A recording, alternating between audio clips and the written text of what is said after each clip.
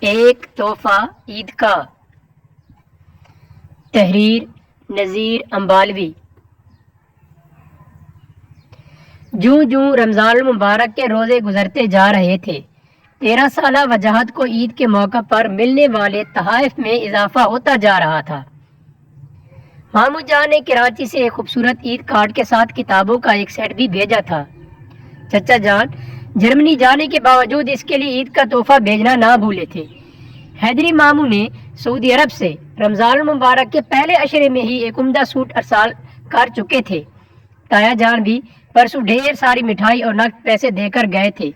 خالو جان کا تحفہ تو ہر ایک کو بھایا تھا۔ عید کے موقع پر اتنے زیادہ تحائف کا ملنا وجاہت کے لیے نیا نہ تھا۔ اس نے جب سے آنکھ کھولی تھی، ہر عید اس کے لیے بے شمار تحائف لے کر آتی تھی۔ ایسا اس لیے ہوتا تھا کہ وہ اکلوتا تھا۔ اکلوتی اولاد ہونے کی وجہ سے وہ اپنے والدین کی آنکھوں کا تارا تو تھا ہی، ساتھ ساتھ پورا خاندان بھی اس کے ناز نخرے اٹھاتا تھا۔ اتنی توجہ، پیار اور لاڈ نے وجاہت کو خود سر، ضدی اور ڈیٹھ بنا دیا تھا۔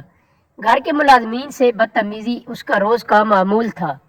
ابھی چند روز پہلے کی بات ہے کہ اس نے اپنے پپا سے کہا تھا، پپا آپ تاج دین ڈرائیور کو فارغ کر دیں۔ کیوں؟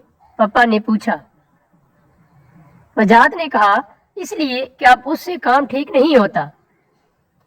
ایسی بات نہیں ہے، تاج دین تجربہ کار ڈرائیور ہے اور ہمارے ہاں 15 سال سے ملازمت کر رہا ہے۔ اس کو خاک تجربہ ہے، گاڑی کا دروازہ تک تو اس سے کھلتا نہیں۔ کیا مطلب؟ پپا بولے۔ میں جب بھی کہیں جاتا ہوں تو مجھے گاڑی کا دروازہ خود کھولنا پڑتا ہے، وجاہت نے بتایا۔ تو اس میں حرج بھی کیا ہے؟ پپا نے یہ کہا۔ پپا کی یہ بات سن کر وجاہت نے فوراً کہا، وجاہت حسین، کیا اب خود گاڑی کا دروازہ کھولے گا؟ میں اتنے مالدار باپ کا بیٹا، اکلوتا، لاڈلا، نہیں، ایسا نہیں ہوگا۔ آپ اس کو فارغ کر دیں، ورنہ میں خود اس کو نکال دوں گا۔ وجاہت، اب بس بھی کرو، میں تاج دین کو سمجھا دوں گا، پپا نے کہا۔ وجاہت نے غصے سے کہا، وہ سمجھنے والا نہیں ہے۔ پپا نے پھر کہا، میں نے کہہ جو دیا کہ تاج دین کو سمجھا دوں گا، وہ اب ویسا ہی کرے گا جیسا تم چاہو گے۔ اس دن کے بعد تاج دین ڈرائیور نے ویسا ہی کیا جیسا وجاہت چاہتا تھا۔ وہ گاڑی روک کر بجلی کی تیزی سے وجاہت کے لیے نہایت ادب سے دروازہ کھول دیتا۔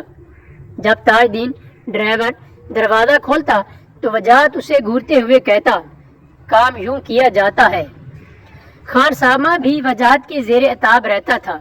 خانسامہ سے کام کروانے کا ذمہ ماما کا تھا، اس لیے وجاہت خانسامہ کی شکایتیں ماما سے کرتا۔ اتوار کے روز تو اس نے اتنا شور مچایا کہ چوکیدار بھی ڈائننگ ٹیبل تک آ گئے۔ مما اور پپا کہیں گئے ہوئے تھے۔ چھوٹے صاحب، کیا ہوا؟ چوکیدار نے پوچھا۔ اس خانسامہ کے بچے نے یہ انڈے کا آملیٹ بنایا ہے اور ساری دنیا کا نمک اس میں ڈال دیا ہے، تم خود کھا کر دیکھ لو۔ آپ کہتے ہیں تو ٹھیک ہی ہوگا۔ خانسامہ چوکیدار کے بولنے سے قبل ہی بول پڑا، میں جو کہتا ہوں وہی ٹھیک ہے۔ اندھے ہو، دھیان سے کام کیوں نہیں کرتے؟ میں مما سے بات کرتا ہوں، تم اب اس گھر میں کام نہیں کر سکو گے۔ وجاہت بولتا چلا گیا۔ سب ملازم اس کے سامنے بت بن کر کھڑے تھے۔ رحیم بخش مالک کو بھی وجاہت کی جلی کٹی باتیں سننی پڑتی تھیں۔ جب وہ لان کے گھاس کاٹ رہا ہوتا تو وجاہت اکثر اسے ٹوکتا اور کہتا کہ گھاس اچھے طریقے سے کاٹو ورنہ تمہاری چھٹی کروا دوں گا۔ چند روز قبل وہ اس بات پر ضد کرنے لگا کہ چوکیدار سے کوارٹر خالی کروایا جائے۔ پاپا نے وجہ پوچھی تو اس نے جھٹ کہا، پاپا چوکیدار کا بیٹا سعد بہت بدتمیز ہے۔ سعد نے کیا بدتمیزی کی ہے؟ پاپا نے پوچھا۔ اس نے کل میری بائک کو ہاتھ لگایا تھا۔ وجاہت بولا، یہ کوئی بدتمیزی والی بات نہیں۔ پاپا آپ ہر بات کو معمولی سمجھتے ہیں۔ ایک چوکیدار کا بیٹا میری بائک کو ہاتھ لگائے، یہ بدتمیزی نہیں تو اور کیا ہے؟ آپ چوکیدار سے کوارٹر جلد سے جلد خالی کروائیں۔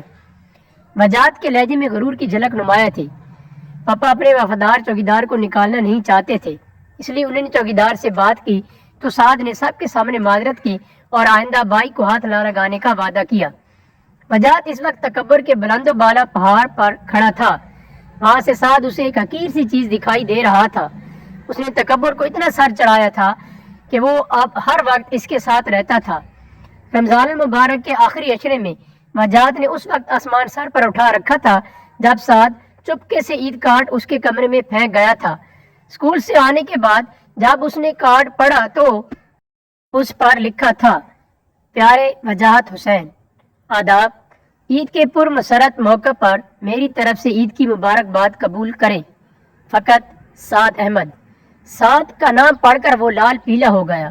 چند منٹ بعد وہ پاپا کے پاس کھڑا تھا۔ پاپا، آج پھر سعد نے بدتمیزی کی ہے۔ آج کیا ہوا ہے؟ یہ عید کارڈ دیکھیں۔ وہ چپکے سے عید کارڈ میرے کمرے میں پھینک گیا ہے۔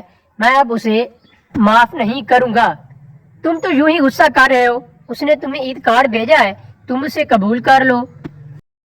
کیوں کروں؟ ایک معمولی ملازم کے بیٹے کا کارڈ قبول؟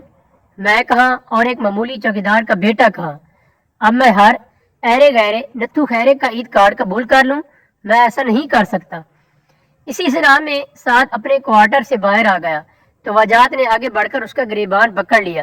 میں نے کیا کیا ہے؟ سعد نے گھبرا کر سوال کیا۔ میرے کمرے میں عید کارڈ کیوں پھینک کر آئے تھے؟ وہ تو آپ کے لیے عید کا تحفہ ہے۔ تم بڑے آئے مجھے عید کا تحفہ دینے والے۔ مجھے تم جیسے غریبوں کے تحفے کی کوئی ضرورت نہیں۔ یہ کہہ کر اس نے سعد کے عید کارڈ کے پرزے پرزے کر کے کوڑے دان میں پھینک دیا۔ سعد کے دل پر ایک چوٹ لگی۔ وجاہت تکبر کو ہمراہ لیے اپنے کمرے میں گیا تو اس کے پاپا نے سعد کو محبت بھری نظر سے دیکھتے ہوئے کہا، سعد، تم بہت اچھے ہو۔ وجاہت نے تمہارا عید کارڈ پھاڑ کر اچھا نہیں کیا۔ ہمارے لاڈ پیار نے اس کو بگاڑ دیا ہے۔ میں وجاہت کے رویے کی معافی چاہتا ہوں۔ انکل، آپ ایسا نہ کہیں، آپ تو ہمارے محسن ہیں۔ آپ نے ہمیں سر چھپانے کی جگہ دی ہوئی ہے۔ وجاہت نے میرا عید کارڈ قبول نہیں کیا تو کیا ہوا؟ یہ اس کی اپنی مرضی ہے، اس میں آپ کا کوئی قصور نہیں۔ یہ سن کر وجاہت کے پاپا نے سعد کے سر پر محبت سے ہاتھ پھیرا۔ چاند رات کو 10 بجے کے قریب وجاہت اپنے کچھ دوستوں کے ساتھ لبرٹی مارکیٹ میں خریداری کے لیے نکلا۔ یوں تو اس کے پاس سب کچھ تھا، مگر چاند رات کی گہما گہمی میں خریداری کرنے کا اپنا ہی مزہ ہے۔ سبھی دوست اپنی اپنی بائک پر سوار تھے۔ جب وہ FC کالج انڈر پاس کے قریب پہنچے تو نبیل نے اپنی بائک کا اگلا پہیہ ہوا میں بلند کیا اور کہا، ہمسا ہو تو سامنے آئے۔ اس چیلنج کو وجاہت نے قبول کیا اور اپنی بائک کا اگلا پہیہ ایک جھٹکے سے ہوا میں بلند کر دیا۔ اب دونوں ون ویلنگ کرتے ہوئے جا رہے تھے۔ انہوں نے کچھ فاصلہ اسی حالت میں طے کیا۔ انڈر پاس سے گزر کر وہ فیروز پور روڈ پر آ گئے تھے۔ ایک دفعہ پھر مقابلہ ہو جائے، نبیل نے وجاہت کو مخاطب کرتے ہوئے کہا۔ وجاہت نے یہ کہہ کر ہینڈل کو ایک ہی جھٹکا دیا تو بائک کا اگلا پہیہ فضا میں لہرانے لگا۔ دونوں ابھی تھوڑی دور ہی گئے تھے کہ وجاہت اپنی بائک کا توازن برقرار نہ رکھ پایا اور فٹ پاتھ سے زور سے جا ٹکرایا۔ اس کے بعد کیا ہوا، وجاہت اس سے بے خبر تھا۔ اس کو کافی چوٹیں آئی تھیں۔ فٹ پاتھ پر خون ہی خون تھا۔ دوستوں کی اطلاع پر مما اور پاپا ہسپتال پہنچ گئے۔ کوٹھی میں چاند رات کے باوجود اداسی چھائی ہوئی تھی۔ سب کی زبان پر وجاہت کی زندگی کے لیے دعائیں تھیں۔ کوٹھی کے ملازم پاپا کے رابطے میں تھے۔ انہیں ہر لمحہ تازہ ترین صورتحال کا علم ہو رہا تھا۔ وجاہت کے لیے خون کے حصول میں دشواری کا سامنا تھا۔ اس کے خون کا گروپ نہیں مل رہا تھا۔ اس بات کا علم سعد کو ہوا تو وہ اپنے ابو جان کے ساتھ ہسپتال پہنچا۔ اس کے ابو جان کے خون کا گروپ بھی وہی تھا جس خون کے گروپ کی وجاہت کو ضرورت تھی۔ سعد اپنے ابا جان کے ساتھ وجاہت کو عید کا تحفہ دینے آیا تھا۔ اس کے لبوں پر دعا تھی کہ وجاہت اس دفعہ غریبوں کی طرف سے دیا ہوا تحفہ قبول کر لے۔ نماز فجر کے وقت وجاہت نے آنکھیں کھول دی تھیں۔ سبھی کے چہرے پر رونق اور لبوں پر شکرانے کے کلمات تھے۔ سب سے زیادہ خوش سعد اور اس کے ابو جان تھے کیونکہ ان کا دیا ہوا عید کا تحفہ قبول ہو گیا تھا۔ وجاہت کو جب ساری صورتحال کا علم ہوا تو اس نے سعد اور اس کے ابو جان سے اپنے رویے کی معافی مانگی۔ وجاہت بائک سے نہیں، غرور و تکبر کے بلند و بالا پہاڑ سے گرا تھا۔ جو غرور کے پہاڑ سے گر کر سنبھل جائے، اس سے زیادہ خوش نصیب بھلا کون ہو سکتا ہے۔ اس کے بعد وجاہت نے کبھی کسی سے بدتمیزی نہیں کی۔ اسے اندازہ ہو گیا کہ اگر سعد اور اس کا والد نہ آتے تو وہ عید کی خوشیاں نہ دیکھ سکتا۔ ہمیں بھی غرور و تکبر نہیں کرنا چاہیے اور عید کے موقع پر غریبوں کا خیال رکھیں تاکہ وہ بھی عید کی خوشیوں میں شریک ہو سکیں۔